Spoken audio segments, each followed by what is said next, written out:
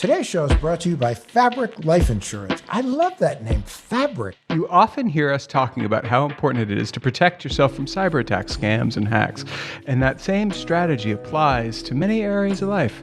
That's where today's sponsor comes into play. What if getting term life insurance to protect your family could be easy? Fabric has moved life insurance all online, so getting a policy that's right for your family isn't complicated at all. Fabric was built specifically for parents to help manage your family's financial future like a parenting pro. Stress-free. Have you ever been stress-free as a parent? This is so exciting. Stress-free. I love it. Everything is on your schedule with Fabric because it's all online. Less than 10 minutes to apply and you can be offered coverage instantly with no health exam required.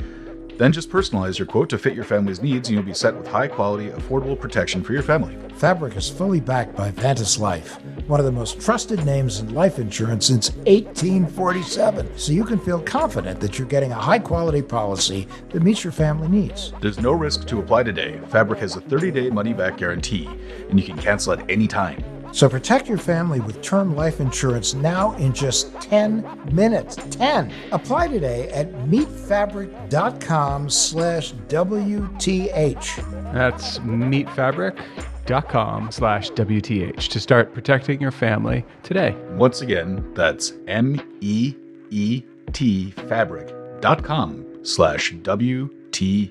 Fabric Insurance Agency policies are issued by Vantis Life. Not available in New York and Montana. Prices subject to underwriting and health questions. Adam. Oh? Travis? Yes. Yo, man, listen, you really bummed me out, Travis. Yeah, I hear that a lot. No, for real, something specific. Adam would never have done this to me. I just didn't want him to think that I wasted my time as much as I do, which is... Wait, Travis, you have something new for me to figure out what to do to Bo so I can make him crazy? I have a pretty long list, actually. Okay. Gosh. I want to hear, but maybe this is part of it. I sent him Game Pigeon, which is an app, an add-on for SMS messaging, and you can play Battleship on it. So we could actually go back and forth and we could scream, "You sank my battleship," which is fun. So I sent it to Travis and he literally was like, if you ever saw the Howard Stern movie where they throw the frisbee and he throws the frisbee at the guy and it just hits him in the head because he doesn't know how to catch it. That's that would be me. A small bit of background here. I got a link to an app with a one-word text from Bo on a Sunday night that just said, "Play." Awkward. Yeah, so why? Given the number of topics we talk about on this show, I would have thought that maybe that would be a red flag for most people. Did you look to see what it was? Yeah, it was an app with no real description that I could see. It's super fun. Here's the deal. So my kids all play this thing, and I was watching my daughter. This was like in Miracle on 34th Street. If you ever saw Santa Claus is watching the girl take her chewing gum out, and he's like, "What's that? I've never seen that before." It's chewing gum. He gets it in his beard. It's all very cute and funny. But it was my daughter playing Battleship with a friend of hers via SMS text. I thought that was cool. So I started playing with her, and now I'm a very happy person, and you're missing out, Travis. Yeah, so for a little bit more context here, when you click on the link to the app, it doesn't even have the same name as the link had on it. Did you clicked on the link? He did, so you lose. I clicked on the link, which took me to an app, which I did not install. But Oops. It doesn't even have a screenshot of the Battleship game on the screenshots of the app itself. Let's see. Oh my gosh, the amount of sand in your underwear is what's making you so unfun. I do not like sand in my underwear, so that's a valid theory. I do not like green eggs and ham. I do not like sand in my...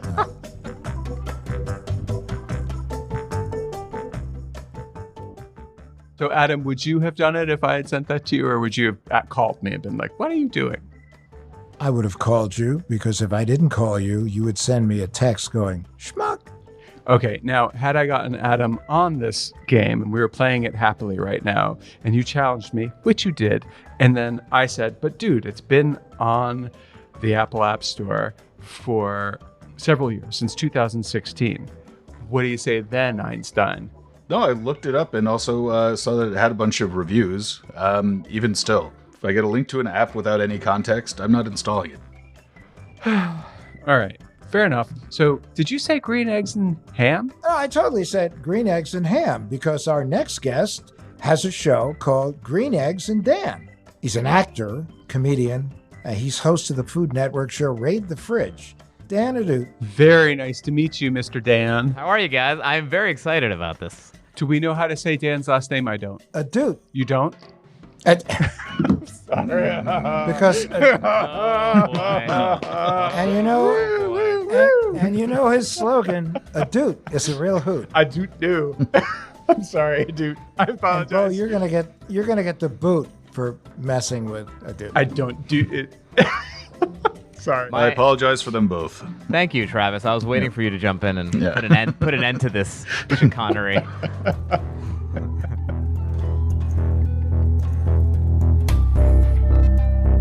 Welcome to What the Hack, a show about hackers, scammers, and the people they go after. I'm Adam Levin, cyber maitre d'. I'm Bo Friedlander. I am cyber anchovy. And I'm Travis, cyber dishwasher. That's messed up.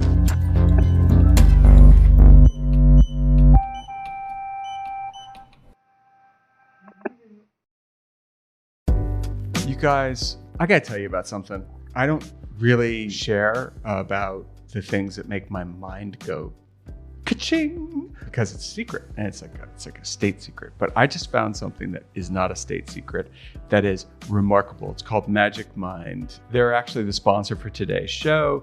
And if you're a creative or if you're an entrepreneur, you're looking for a little brain pick-me-up, it is pretty much the thing. I thought it was awesome. And Bo's brain is very heavy, so you need a lot to pick it up.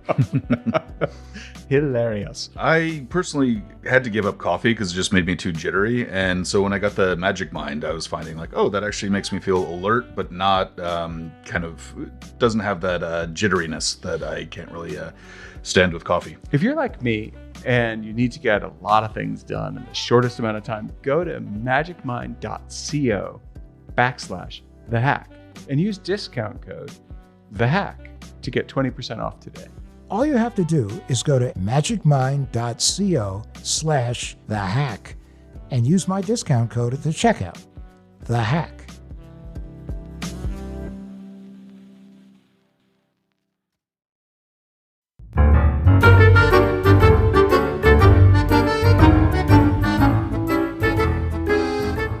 So where are you, Dan?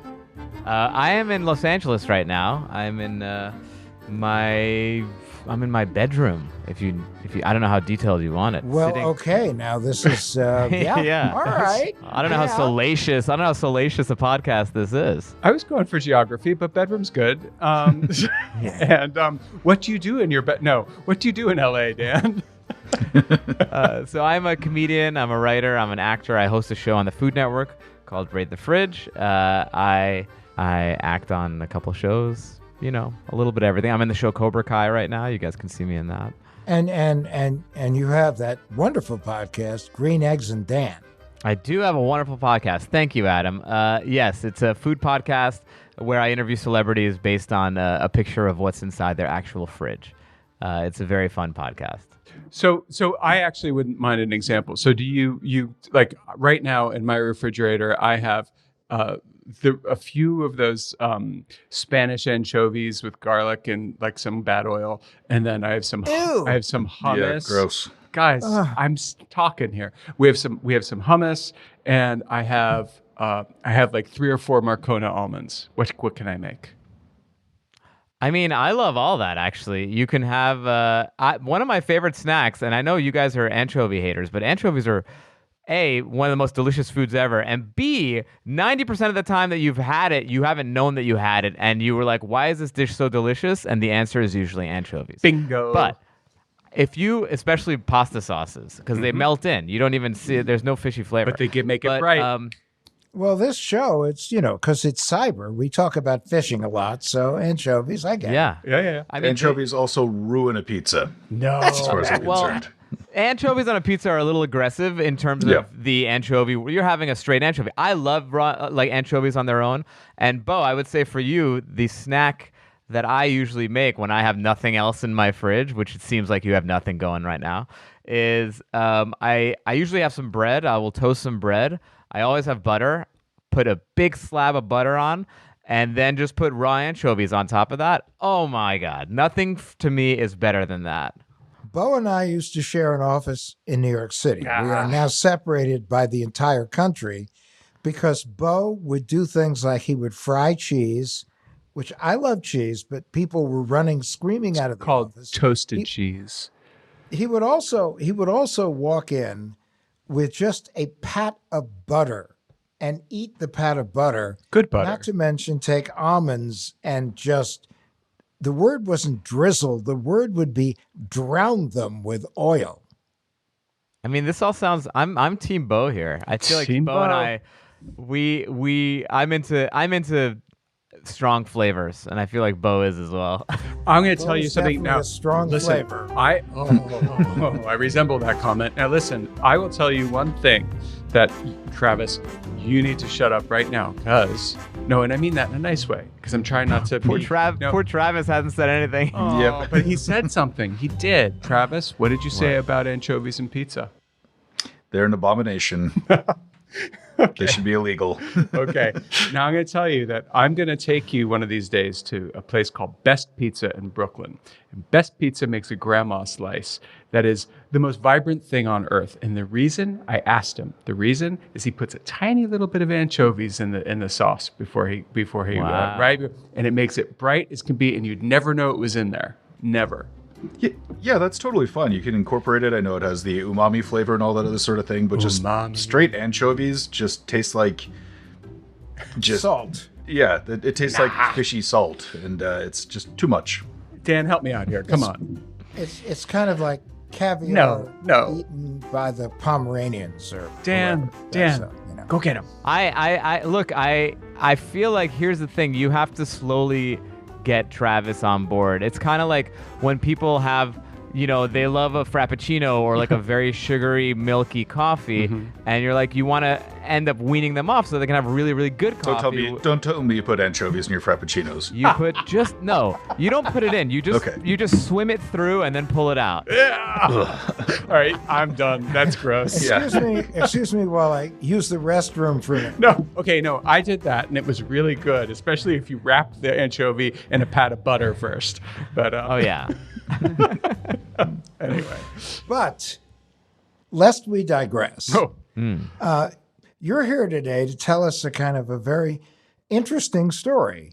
And we're all ears on this one. So tell us how this all started. Okay, so a couple of years ago, I had some friends coming over for dinner, and I was gonna go cook for them because, as you guys know, I'm a big foodie.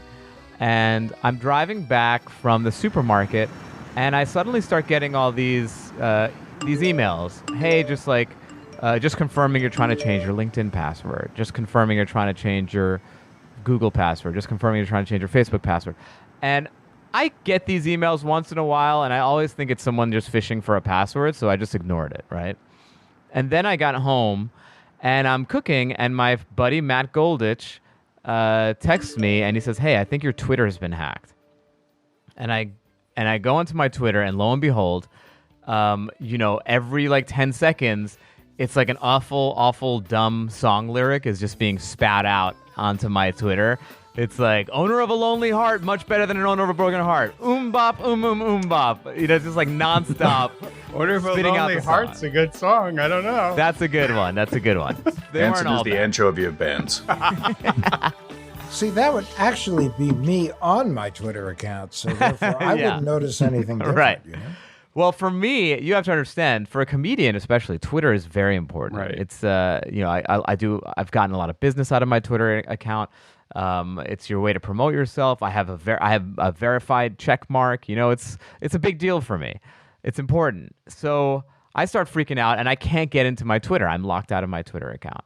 So I contact Twitter, and it says someone's going to get back to you. They have like a form response. It's like someone's going to get back to you within 5 to 7 days. Don't you feel the love? 5 to 7 days. Yeah. That's kind of that's pretty instant for them. Yeah. 5 to 7 days.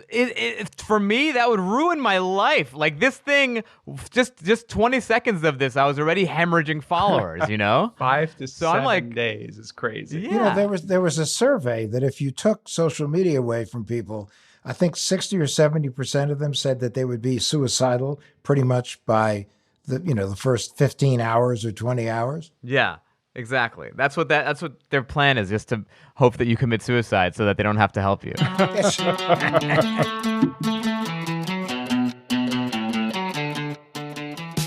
So I'm freaking out. I'm like, what am I gonna do here? And I get a call from an unknown number, and I'm assuming it's Twitter. And so I pick up. I'm like, hi, this is Dan. And I hear on the other line, yo, is this Dan Ahdoot? I was like, yeah. Who's this? He's like, yo, hey, what's up, man? It's me. I'm your hacker. And I was like, what? He's like, yeah, I'm the guy who's got your Twitter. Okay, is this like an old guy, a young guy? Young guy. And I'm like, how? What do you mean? And he just didn't say anything. And I was like, well, can I get it back? And he's like, yeah, that's why I'm calling you, so we can, figure out like something that works out for both of us. And I'm like, oh my God, you're extorting me for my Twitter account? And he's like, whoa, don't use that word. It's not extortion. I just want you to pay me money, and then I'm gonna give you your Twitter account back. It's a creative partnership. So creative partnership that's going to cost you like 10 grand. That's what I'm thinking. I'm like, holy cow. Well, first of all, I'm like, all right, before we get into the contract negotiations, how do I know the person that I'm on the phone with right now is the person who's in control of my Twitter? It was Adam. And he goes, oh, that's a good question. Hold on one second. And he starts typing, and I hear typing. Uh-huh. And he goes, yeah, it looks like your password for everything is Trek11111. True story? True story. Oh. And I'm like, oh my God. And look, here's the thing. It's very jarring to have someone, repeat your secret password to you, to hear it out loud in the world. Did you say secret password? Yes. Guys, I sense a challenge here. Travis, would you direct Mr. Ahdoot to his computer and a website, please? Yes, I suggest going to haveibeenpwned, that's pwned.com. Shut and up. then /passwords. Oh my God. Hold on, I'm freaking out. Sorry, was that Trek with 4 ones or 5 ones? Trek with 5 ones. 5 1. Oh, no. Okay. Dan, have you ever heard of this site before? No, I have not. Wait, it's so going what? to become your new best friend, or maybe not. Trek with 4 ones has been compromised and seen 83 times. Wow. But with the 5 ones, that's been seen 3 times before.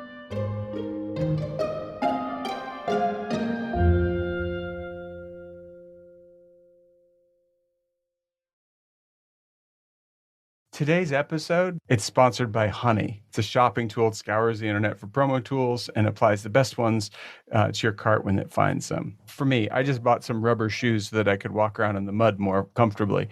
And I went to a site and they asked me if I had a promo code, and I did.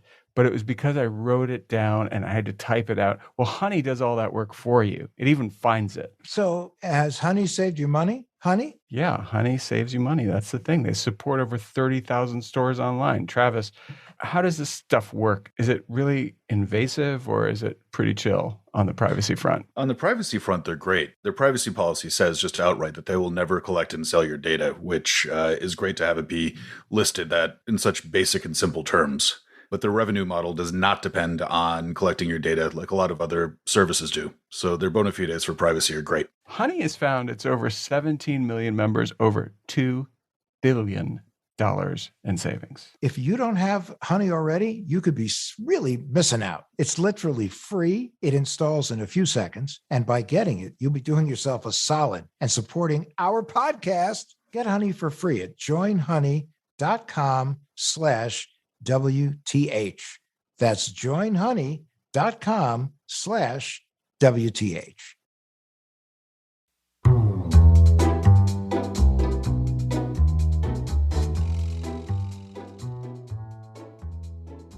So, just a little bit of background here for Have I Been Pwned. We've discussed it a few times on the show. It's a really great resource for telling you how many times and where your email address, phone number, and password have been compromised. It's run as a nonprofit service, but it has literally billions of records that have been breached or lost in data breaches or leaked online. And more recently, law enforcement all around the world has started providing this site with data that they find in the case of a data breach. So it's a pretty comprehensive way to see how many times you've been hacked online. Oh my God. All right, so I'm putting in the passwords that I've used and seeing whether or not they have been breached. And the Trek one, the one that the kid got, yes, has been breached. My other new ones have not been breached yet, it seems. And if you're listening to this, please don't see that as a challenge. Please just let me be. Can we look and see? You don't have to tell us, but can you look and see where the one that the kid had was breached? Wait, so these are all the sites that it got breached on? Yeah. Yep. Whoa. So, what do you think? LinkedIn, I'm thinking. Seems like the best bet. Was there any link? I think LinkedIn, because the first email that I got from him the first email that said someone's trying to change your password was from LinkedIn. Oh, yeah, scary stuff. So we probably know how the kid got it. So the kid calls you up and he asks you for what? He puts his pinky to the corner of his mouth and he asks for, what is that number usually? I was preparing myself. I was like, he's going to say like 10K or 5K. Yeah. Because he sees that I'm verified or whatever. And I'm like, so how much do you want for this? And he goes, let me look at your numbers. Let me look at your account. Yeah, I'll do it for $100. $100? And I was like, Humanitarian. You got hacked by a humanitarian. I was like, cool, I'll give you $100.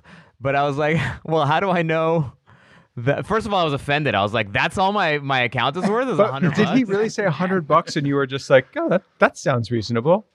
Yeah, basically. Huh. Now, wait a second, Travis. How much do you think the record that this kid had, how much did it cost him on the dark web, if that's where he got it? Oh, less than a penny. Oh, okay. So it's good. He's making a good turn on that penny. Nice IRR. Oh, yeah, especially with LinkedIn, that breach was so big, it just got passed around and it got added to a whole bunch of collections that some of which cost money if you want to access them, but a lot of them are just free. But so you had like a Woody Allen moment. You're like, what do you mean $100? Yeah, I was like, that's it? That's all I'm worth? And then we had this weird interaction where I was like, all right, well, how are we going to do this? How are we going to make the exchange? And he was like, you Venmo me $100 and I'll give you your account back. And I was like, no, how do I know you're going to give me my account back after I Venmo you? And he's like, no, man, that'd be messed up. I wouldn't do that. I'm like, oh, suddenly you're not more messed you're up ethical. to hack you? Yeah. And then I was like, well, why don't we do this? I'll Venmo you $40. You give me my account back, and then I'll Venmo you the other $60. Okay. And he was like, well, how do I know you're going to Venmo me the other $60? I was like, dude, you're the criminal here, not me. You don't trust me? What's the you matter guys with are funny. I mean, both of you are funny at this point. I was like, what's your deal? Like, this is what you do for a living? He's like, yeah, man, everyone's got to have a hustle. I'm like, relax with the hustle talk. You're like a computer nerd. And he's like, yeah, he basically said that he goes after people who have verified accounts because he knows that they care about their accounts. And also, cops aren't really going to go after someone who's like a small-time hacker. So he can just kind of get away with it. Do you know how old he was? Yes, so here's the funny part. So he goes, so I give him the money, he gives me my account back, and I'm like, how old are you? And he's like, I'm not going to tell you, but I'm somewhere between the age of 12 and 14.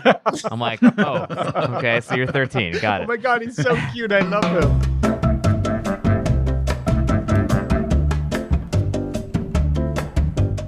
He goes, you need to get a lot better about your passwords, man. Like, you have the same password for everything. I'm like, I don't need a lecture right now.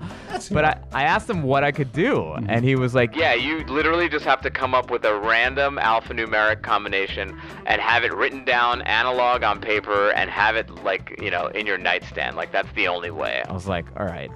And then I was like, did you get into my Instagram? And he goes, let me check. And he goes onto my Instagram. Now, it was a Friday, right? And the day before was Thursday, and I had done a Throwback Thursday post of me as this character, Falafel Phil, which was a character that I actually played on a Disney show for like 6 years, and it was this like pretty huge hit show. It's what my great-grandfather married my great-grandmother in. It was a tight squeeze, but she looked beautiful. But anyway, he sees this and he's like, "Yo, why you got a picture of Falafel Phil on your Instagram?" And I was like, "I am Falafel Phil." And he goes crazy. He's like, "What? You're my childhood, man. I love Falafel Phil. You literally gave me all the joy when I was growing up. I had such a rough childhood, and I'd watch Falafel Phil, and it would make me laugh so much." I was like, "So am I getting my money back?" He's like, "No, but still." He's like, "I think like we should be friends or something. Like I should be like." He's like, "Let me be your internet security guy, and if you ever need anything, I'll be there for you." And I was like, "All right, fine." So I had his number, and wait, Mr. Ahdoot, you didn't make him cry even a little bit? Like you hacked Mr. Falafel? He didn't care. He had a completely different set of ethics. I feel like hackers just live in it. To them, it's more of a chess game than like they're doing like something really awful. How many accounts? Did he get any other accounts other than Twitter and Instagram? So he didn't get into Instagram because I have a different password for that. Oh, but he got into Twitter. He got into LinkedIn. I think he got into Hotmail. He didn't get into your Gmail, though, right? No Gmail. Good. I also started, I hadn't been doing two-step verification until then. Yep. But I hear Did he encourage you to do that, or? I think he did, yeah. Wow. But I feel like I hear that they can get around that too, somehow. Did he give you any other tips? No, I mean, he told me to use different passwords, and I'll tell you the truth, for, let's call it, the month after that, I started to get serious about my passwords, but fast forward to now, it's the same. Like, I have literally one password that could just take me out. We're back to where... Not a good idea. You don't want to see random song lyrics show up again. I mean, it could have been a lot worse, right? I mean, he could have been posting like porn or whatever and just like really hemorrhaged my followers quickly. Dan, what inspired you to go back to 1Password? Okay, the main issue for me is that I use Chrome and I use Safari, right? And then I have this on my phone, right? And I never know, they store them, but then like it's stored on one website, but it's not on one search engine, but not on the other search engine. Not search engine. What is it called? Safari or Chrome, whatever. Browser, thank you. So it's not all in one. I haven't found the perfect way to centralize all this. I actually wish that they could just do retina, just check my retinas out for everything. Like use a prick my blood, like get my blood to let me, like I'm down for anything that is literally my facial recognition or whatever. I don't care about my privacy like that. But if there was a better way. Can I ask like why you don't care about your privacy that way? Why? Because I feel like either way we're all screwed and they're gonna find it out if they really wanted to. So I'm okay for just letting it all hang out. I'm not gonna put a piece of tape over my webcam. I do TSA clear. The government I've done 23andMe. Everyone's got my genetic information if they want to find it. Yes, we were going to discuss your blood type later, but we'll get to that. So, Travis, password managers, right? Right. We are fans of password managers. Mm-hmm. And password managers are capable of being a multi-platform and multi-browser or not?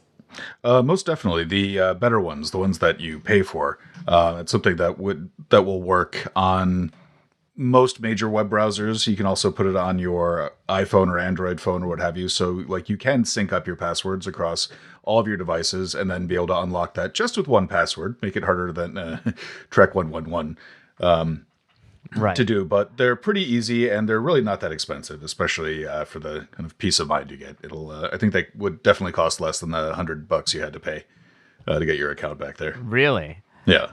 Got it. And that's the thing with all these services. I'm scared too. Like, what if they get a data breach and then I don't know. Some of them have had breaches, but the level of encryption they use is so high that you can't do anything with the passwords. That's right. Yeah. If that happens, typically if someone gets access to the passwords, yeah, they're heavily encrypted in a way that would take like thousands of years to be able to crack it. So yeah, that sounds like a good solution for you because again, they tend to be easy to use. You only really have to set it up once, and then once you do that, you don't have to deal with the Safari Chrome issue that you're talking about, because that is pretty frustrating. Just don't forget the password to your password manager, because that becomes more difficult. So the password manager will come up with its own passwords? Is that? Yep. Okay, got it. So I don't have to come up with any other passwords ever again. Nope. It comes up. I just need that one that unlocks the whole thing. That's right. it. That sounds reasonable. Yeah, it's super convenient. But the main thing that we always say is if the password manager is free, then that is most likely a trap of some sort. Oh my Then God. you're the product. So then I'd have to basically go into, let's say, Instagram and change my password to whatever this password manager says it should be, and then have it all under the umbrella. Is that?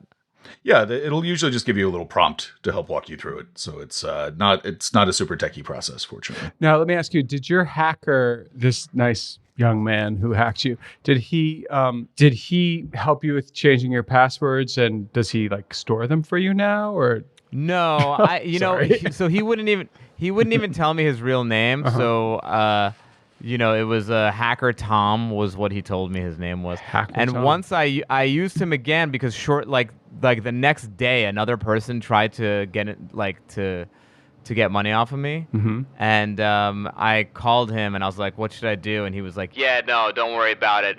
I already took care of you. No one's going to come after you. I was like, all right. I passed the word. He's under my Yeah. protection, you know. Exactly.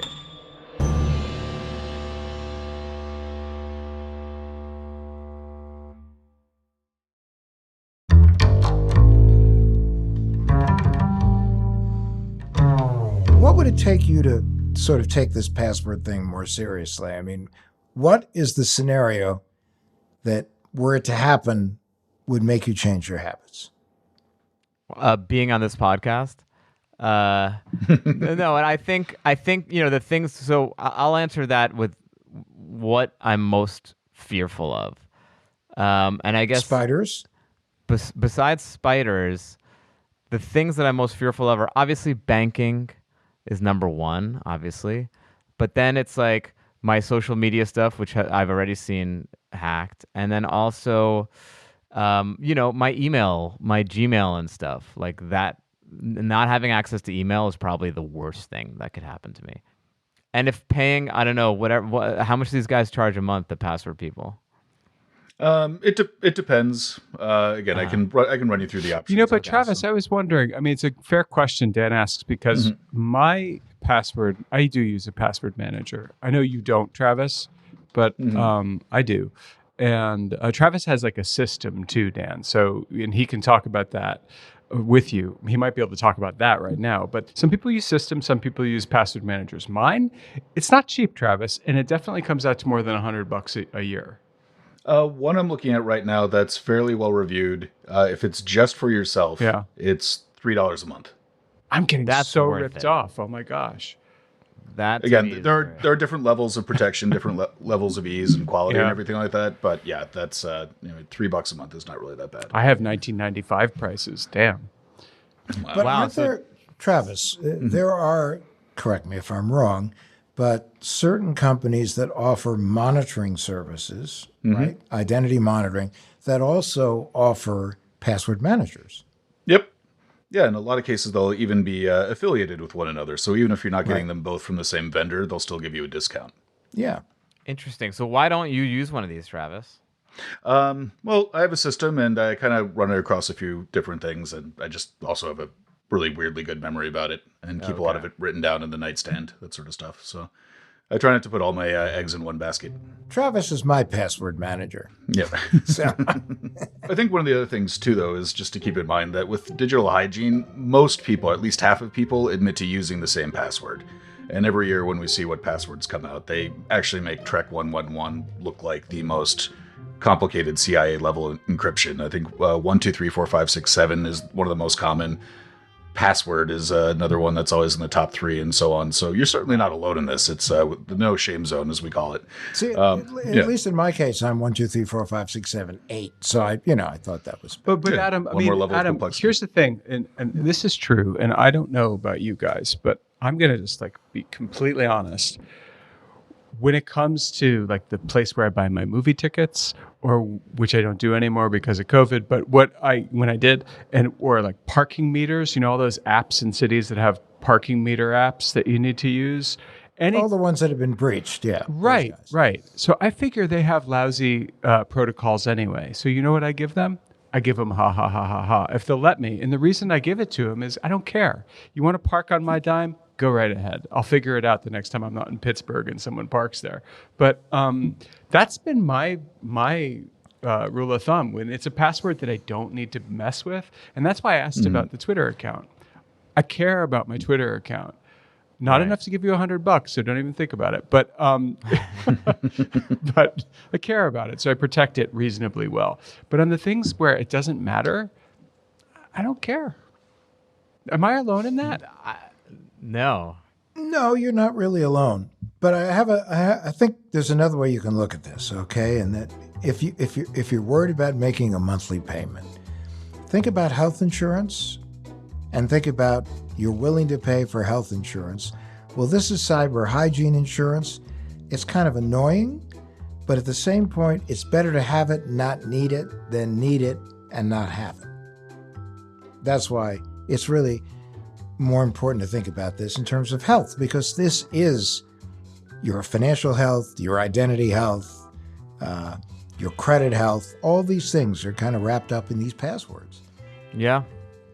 And I think the figure is, if your identity gets stolen, it takes people on average about 40 hours to untangle a lot of the damage there. And so that's something where just that investment of time, if not money, can just be enormous. And in your case, time is money. Yeah, but also, Adam, what about if you do get hacked? Like, what about, so Adam founded this company called Cyber Scout, and it's worth mentioning here. So if you do get hacked and you don't know us well enough to get us on the phone, which you now do, Dan, there are companies that give you a high-touch service that sets everything back to normal, right, Adam? No, they do, and they take care of it for you. In the old days, it would be like, oh, you have a problem. We're going to send you a tip sheet and hug you and say, good night, good luck. And over time, organizations have developed that actually make all the phone calls, write all the letters. When you first alert them you're having a problem, they will take you to the fraud department of one of the credit reporting agencies and get things in process for you. So today, you can go to insurance companies, certain financial institutions, more credit unions than banks, because they're more consumer-centric, or you can go where you work, to your employer. And many of these organizations have programs that will help you through identity incidents. Unfortunately, often you have no clue these programs are available because a lot of these companies that have these programs are not really good at telling people about the programs. But as part of these programs, there are companies that really will get in there, give you white glove service, attach you to a fraud expert who will work with you. And then when it's done, when you come out on the other side, they'll contact you and make sure you're okay.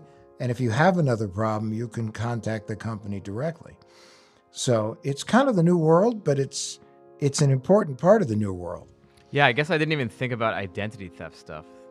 If they get your email, phone number, password, SIM card, they can then log into your email. They can log into a government website. Pretty soon they have your social security number. They're signing up for credit cards. It could start as Twitter, but it could go a lot deeper. Right. Perfect example. People will say, I tried to file my tax return with the IRS and I got blocked because somebody was using my social security number and it wouldn't let me file. So they deal with the IRS, they get it resolved, they get their PIN code, which, by the way, everybody can get a PIN code from the IRS now, even if they haven't been compromised. But it can start as Twitter, it can go deeper.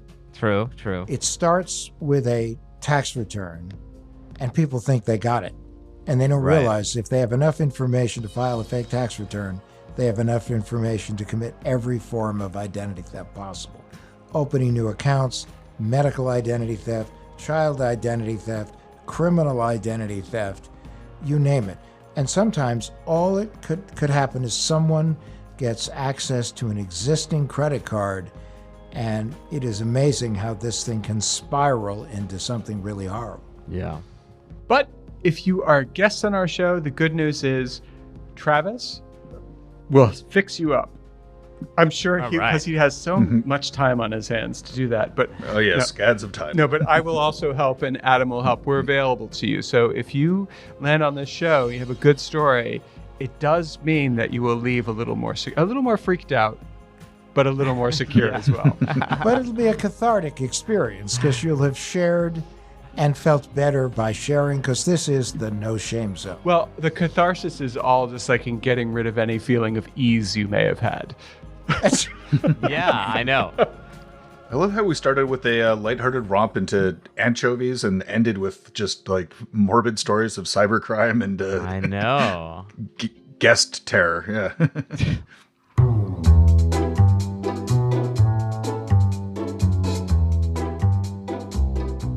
Well, there's something called, and you should look this up, Dan. There's something called I'll say it in English. I think it's Janssen's temptation. And if you look that up, it's a Swedish dish. It is basically heavy cream, onions, and the saltiest anchovies you can find, baked with potatoes. I thought this was another site that I can go to and like put my iris in, and then it tells me. No, if, Johnson's Temptation. We're back to fish, baby. My retina. You had me at heavy cream and onions. You lost me at anchovies. And potatoes. Yeah, I need to keep a puke bucket next to the desk here. bucket. You guys are missing out on life. I'm telling you. Yeah, I think. Travis, you take care of my cybersecurity. I will take care of your palate. I will expand it. I will open it up to new. And where do you live, Travis? The Pacific Northwest. Oh, okay. I take it As all if back. we haven't It's not gonna mentioned it happen. 100 Yeah. times. Wait, you I guys know. have the best seafood in the whole country, and Yeah, we do. And could you shun anchovy any ice of it? cream, probably. Oh, that's disgusting. No, but we have things like albacore tuna or Dungeness crab and things like that. Like, that's perfectly acceptable. And like, why would you eat anchovies when you can actually have like a real fish? But just remember, we have the Prince of the Palate on today, so let us use this opportunity to learn what we can. Yeah, so Prince of the Palate, what is the best small ingredient that none of us are maybe using? What is it? Best, Dust. like weird It's- little tiny hack. First of all, it's funny you say that because I always say anchovies when I'm asked this question. But I would say, I think that the hot new spice that a lot of people should use in their food is something called togarashi. It's like a Japanese spice blend, and it's a dry spice. It's not like a sriracha type thing. It's like a powdery thing. It is so delicious. It goes well on anything. It is my go-to spice. You can find it you can buy it on Amazon or go to like a Japanese specialty market. But it is so good. Yeah, we're 50-50 now because anchovies are a big no-no, but togarashi is great. Yep. Yeah. Okay. I love this. Where else can you do a show on cybersecurity and end up with recipes? Food hacks. Oh my God. Food hacks are real, man. Food hacks are real. All right. Dan, listen, awesome. And we're sorry if we scared you, but hopefully we've all learned why password management is really important. I appreciate it, guys. Well, thanks for having me. This is really eye-opening, and if anything, it's just a reminder because I think I've gotten a little too complacent. Jansen's Temptation. Make it.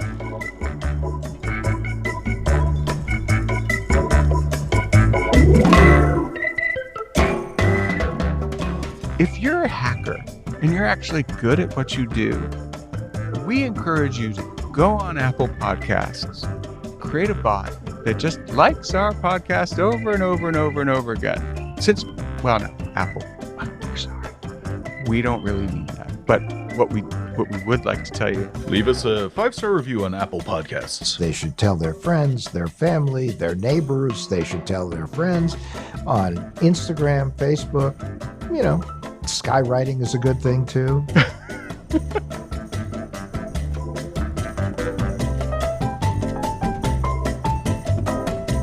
What the Heck with Adam Levin is a production of Loud Tree Media. It's produced by Andrew Stephen, the man with 2 first names. You can find us online at loudtreemedia.com and on Instagram, Twitter, and Facebook at Adam K. Levin.